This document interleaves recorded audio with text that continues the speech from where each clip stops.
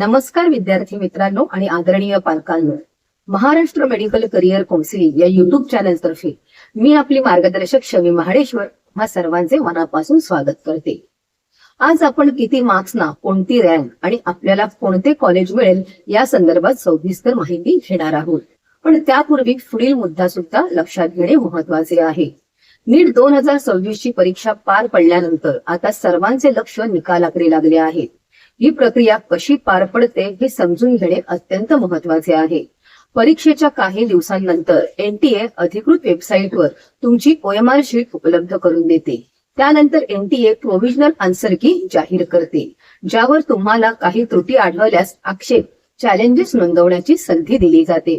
या आक्षेपांची तज्ञांकडून पडताळणी झाल्यानंतर अंतिम आन्सर की प्रसिद्ध केली जाते आणि त्यावर आधारित तुमचा निकाल जाहीर होतो.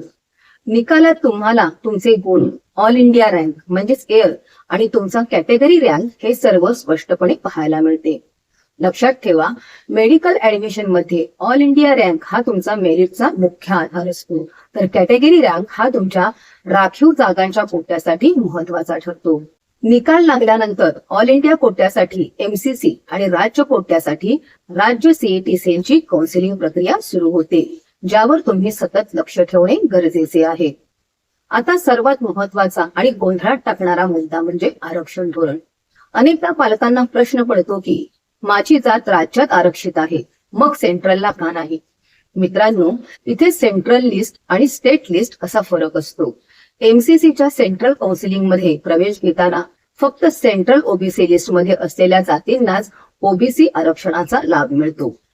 परिस्थिती अशी असते की महाराष्ट्रातील अनेक जाती ज्या राज्य स्तरावर OBC किंवा VJNT प्रवर्गात येतात, त्यापैकी काही जाती सेंट्रलच्या OBC लिस्टमध्ये समाविष्ट असतात. त्यामुळे त्यांना राज्यात आरक्षणाचा फायदा मिळतो. महाराष्ट्रातील काही OBC जाती अशाही आहेत ज्या सेंट्रलच्या OBC लिस्टमध्ये नाहीत. अशा विद्यार्थ्यांना सेंट्रल काउन्सिलिंग मध्ये ओपन प्रवर्गातूनच प्रवेश घ्यावा लागतो. थोडक्यात, तुमची जात स्टेट लिस्ट मध्ये आरक्षित असली तरी सेंट्रल लिस्ट मध्ये तिची नोंद नसेल तर MCC काउन्सिलिंग मध्ये तुम्हाला ओपन कॅटेगरीत गणले जाईल. त्यामुळे पालकांनो, अर्ज भरण्यापूर्वी तुमच्या जातीचे प्रमाणपत्र सेंट्रल लिस्ट नुसार ग्राह्य धरले जाते की नाही याची खातरजमा नक्की करा, जेणेकरून प्रवेशाच्या वेळी तुमची धावपळ होणार नाही. ऑल इंडिया कोट्यातील मार्क्स व त्यांचे विश्लेषण करण्यापूर्वी सुरुवातीला आपण ऑल इंडिया कोटा व स्टेट कोटा विषयी सर्वसाधारण माहिती घेऊया. सर्वसाधारणपणे ज्या विद्यार्थ्यांचे गुण 600 ते 620च्या वर आहेत, त्यांच्यासाठी ऑल इंडिया कोटा हा अधिक सुरक्षित आणि फायदेशीर पर्याय ठरतो. याचे मुख्य कारण म्हणजे इतक्या गुणांवर तुम्हाला देशातील नामांकित सरकारी मेडिकल कॉलेजमध्ये, उदाहरणार्थ एम्स किंवा टॉप स्टेट मेडिकल कॉलेजमध्ये प्रवेश मिळण्याची शक्यता असते. 15% AIQ चे काउन्सिलिंग कोणी करावे? जर तुमचे गुण खूप जास्त असतील आणि तुम्हाला महाराष्ट्राबाहेरील, उदाहरणार्थ दिल्ली, कर्नाटक किंवा दक्षिण भारतातील नामांकित सरकारी कॉलेजमध्ये प्रवेश हवा असेल तर AIQ हा सर्वोत्तम मार्ग आहे. AIQ मध्ये केवळ 15% जागा असतात, पण त्या संपूर्ण देशातील विद्यार्थ्यांसाठी खुल्या असतात. त्यांना डोमेसाईल सर्टिफिकेटची गरज नसते. जर तुम्ही जनरल किंवा EWS प्रवर्गात असाल आणि तुमचे गुण 610 प्लस असतील तर AIQ मधून सरकारी सीट मिळणे शक्य असते. स्टेट कोटा कोणासाठी योग्य? ज्या विद्यार्थ्यांचे गुण 550 ते 600च्या दरम्यान किंवा त्यापेक्षा कमी आहे, त्यांनी स्टेट कोटा 85%चे काउन्सिलिंग करावे. 550 ते 600 गुणांच्या दरम्यान असलेल्या विद्यार्थ्यांना स्टेट कोट्यातून सरकारी मेडिकल कॉलेज मिळण्याची दाट शक्यता असते, जी कदाचित AIQच्या हाय कट ऑफ मुळे हुकू शकते. मात्र त्यांनी AIQ साठी प्रयत्न करायला हरकत नाही. आता आपण गुण आणि अपेक्षित ऑल इंडिया रँकचे विश्लेषण पाहणार आहोत. मित्रांनो, नीट 2026 चा पेपर हा मागील वर्षाच्या तुलनेत मध्यम ते कठीण स्वरूपाचा होता. विशेषतः फिजिक्सच्या क्लिष्ट प्रश्नांमुळे आणि जीवशास्त्रातील संकल्पनांवर आधारित प्रश्नांमुळे विद्यार्थ्यांच्या गुणवत्तेत मोठी तफावत दिसून येईल. पेपरची काठिण्य पातळी वाढल्यामुळे आणि स्पर्धा तीव्र झाल्यामुळे गुणांनुसार रँकचे विश्लेषण पुढील प्रमाणे राहण्याची शक्यता आहे. सर्वसाधारणपणे विश्लेषण करायचे झाल्यास 700 प्लस गुण मिळवणारे विद्यार्थी 1 ते 500च्या एअर रँक मध्ये असतील जे थेट टॉप एम साठी पात्र ठरतील. तर 650+ गुणांवर 500 ते 10,000 रँकसह नामांकित सरकारी मेडिकल कॉलेज मिळणे सहज शक्य आहे. 600+ गुणांवर 10,000 ते 30,000चा रँक मिळून उत्तम सरकारी कॉलेज मिळते. तर 550+ गुणांवर 30,000 ते 60,000 रँकसह सरकारी जागांचा पर्याय उपलब्ध होतो. 500+ गुणांवर 60,000 ते 1,00,000 रँक असताना सेमी गव्हर्नमेंट कॉलेजेस मिळतात. तर त्याखाली 450 ते 400 गुणांवर 1,00,000 ते 2,00,000 रँक दरम्यान खासगी कॉलेजेस किंवा BDS चा विचार करावा लागतो. या रँकचा विचार करताना एक गोष्ट लक्षात घ्या की ऑल इंडिया रँक हा 15% सेंट्रल कोट्यासाठी तर महाराष्ट्रातील 85% जागांसाठी स्टेट मेरिट लिस्ट SML महत्वाची असते. आता महाराष्ट्र स्टेट कोड 85% जागांसाठी आपण किती मार्क्सला कोणती रँक मिळेल आणि तुम्हाला कोणत्या प्रकारचे कॉलेज मिळेल याची सविस्तर माहिती घेणार आहोत. एक अत्यंत उच्च गुणांची श्रेणी 650 ते 720 गुण. अंदाजित एअर 1 ते 6,500. अंदाजित SML 1 ते 800. मिळणारे कोर्सेस व कॉलेजेस. हे विद्यार्थी महाराष्ट्राचे पिअर टॉपर्स आहेत. या गुणांवर मुंबईतील नामांकित GS म्हणजेच KEM, सायन, नायर आणि पुण्याचे BJ मेडिकल कॉलेज यांसारखी टॉपची सरकारी मेडिकल कॉलेजेस पहिल्याच फेरीत सहज मिळतात. 2 उच्च गुणांची श्रेणी 600 ते 650 गुण. अंदाजित एअर 6,501 ते 30,000. अंदाजित SML 801 ते 3,500. मिळणारे कोर्सेस व कॉलेजेस.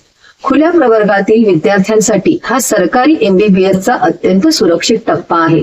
मुंबई बाहेरील सर्व जुनी आणि नामांकित सरकारी मेडिकल कॉलेजेस उदाहरणार्थ नागपूर, औरंगाबाद, सोलापूर, मिरज या गटातील विद्यार्थ्यांना अगदी सहज मिळतात. 3 उच्च मध्यम श्रेणी 550 ते 600 गुण. अंदाजित एअर 30,001 ते 75,000. अंदाजित SML 3,501 ते 9,000. मिळणारे कोर्सेस व कॉलेजेस. ही श्रेणी सरकारी आणि सेमी गव्हर्नमेंट कॉलेजेसच्या सीमेवर आहे. या गटात नवीन सरकारी मेडिकल कॉलेजेस किंवा महाराष्ट्रातील टॉपची खासगी सेमी गव्हर्नमेंट मेडिकल कॉलेजेस उदाहरणार्थ KJ सोमय्या, तेरणा, मायमर मिळतात. OBC, VJNT, EWS आणि ACBC प्रवर्गातील विद्यार्थ्यांना येथे सरकारी जागा मिळण्याची दाट शक्यता असते. 4 मध्यम श्रेणी 1 500 ते 550 गुण. अंदाजित एअर 75,001 ते 1,40,000. अंदाजित SML 9,001 ते 14,000. मिळणारे कोर्सेस व कॉलेजेस. या टप्प्यावर खुल्या प्रवर्गातून सरकारी MBBS मिळणे कठीण होते. तथापि सर्व नामांकित खाजगी मेडिकल कॉलेजेस, प्रायव्हेट MBBS आणि शासकीय BDS कॉलेजेस या गुणांवर सहज मिळतात. SC आणि ST प्रवर्गातील विद्यार्थ्यांना या श्रेणीत सरकारी MBBS ची सीट हमखास मिळते. 5 मध्यम श्रेणी 2 450 ते 500 गुण. अंदाजित एअर 1,40,001 ते 2,20,000. अंदाजित SML 14,001 ते 25,000. मिळणारे कोर्सेस व कॉलेजेस. या गुणांवर खुल्या आणि OBC प्रवर्गातील विद्यार्थ्यांना खाजगी मेडिकल कॉलेजेस MBBS मिळतात तर अनेकदा संस्थात्मक कोट्याचा विचार करावा लागतो. दुसरीकडे BMS साठीची टॉपची सरकारी आणि खाजगी कॉलेजेस मिळवण्यासाठी हा सर्वोत्तम आणि सुरक्षित गुणसंख्या गट मानला जातो.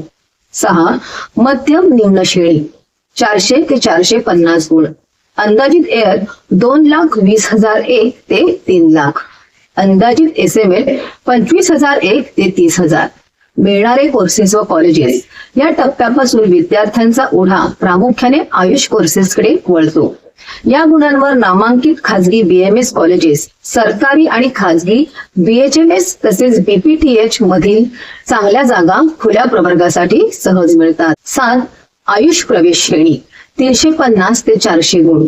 अंदाजित एअर 3,01,000 ते 4,20,000. अंदाजित SML 30,001 ते 45,000.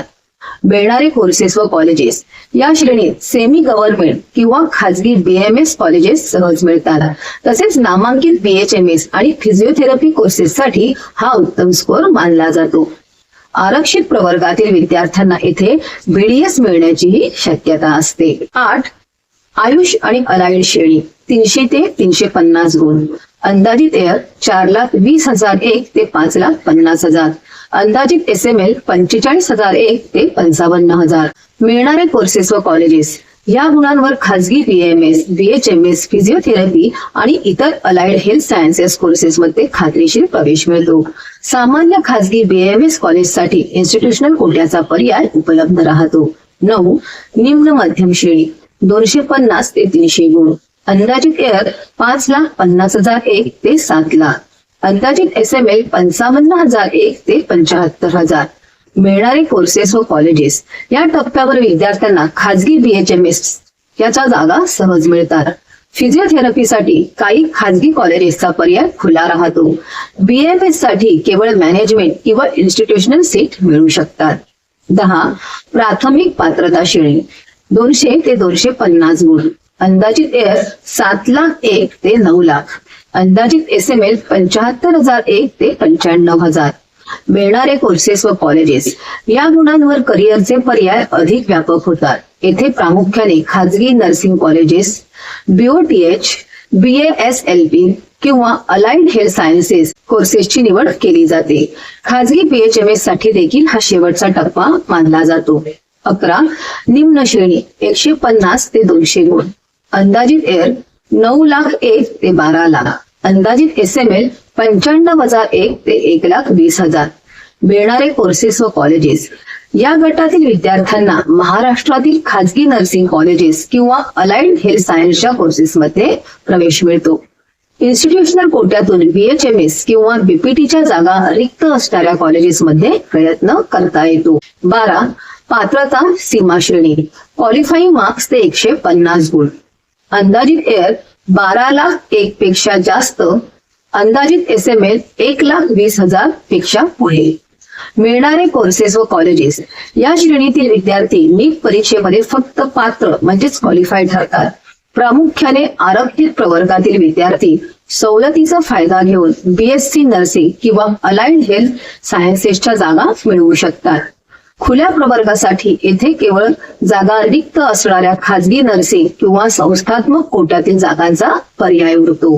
नीट 2026 चे विश्लेषण करताना एक गोष्ट स्पष्ट आहे. ऑल इंडिया रँक पेक्षा महाराष्ट्रातील प्रवेशासाठी आपली स्टेट मेरिट लिस्ट SML जास्त निर्णायक ठरते. पेपरची काठिण्य पातळी पाहता 600+ गुणांवर सरकारी कॉलेज मिळणे शक्य आहे, तर 550च्या खाली असलेल्या विद्यार्थ्यांनी आरक्षणाचा लाभ घेत स्टेट कोट्यातील 85% जागांवर लक्ष केंद्रित करणे केव्हाही योग्य ठरेल. लक्षात ठेवा, सेंट्रल आणि स्टेट काउन्सिलिंग मधील जातींचे नियम वेगवेगळे असतात. त्यामुळे आपल्या प्रवर्गाचे प्रमाणपत्र स्टेट आणि सेंट्रल लिस्टनुसार तपासूनच ऑप्शन फॉर्म भरा. नीट 2026चा पेपर यंदा कमालीचा कठीण होता हे आता स्पष्ट झाले आहे. महाराष्ट्रातील विद्यार्थ्यांच्या कामगिरीचा अचूक अंदाज घेण्यासाठी आम्ही गुगल फॉर्मद्वारे एक एक्झिट पोल राबवला होता. त्याचे सविस्तर विश्लेषण असलेला महाराष्ट्राचा नीट एक्झिट पोल हा आमचा खास व्हिडिओ तुम्ही अजून पाहिला नसेल तर नक्की पहा. याची लिंक खाली डिस्क्रिप्शन बॉक्स मध्ये दिली आहे. आम्ही नुकताच ऑल इंडिया आणि स्टेट कोटा तसेच कॅटेगरी वाईज कट ऑफ वर आधारित एक सखोल व्हिडिओ सादर केला आहे. त्याची लिंकही डिस्क्रिप्शन मध्ये आहे.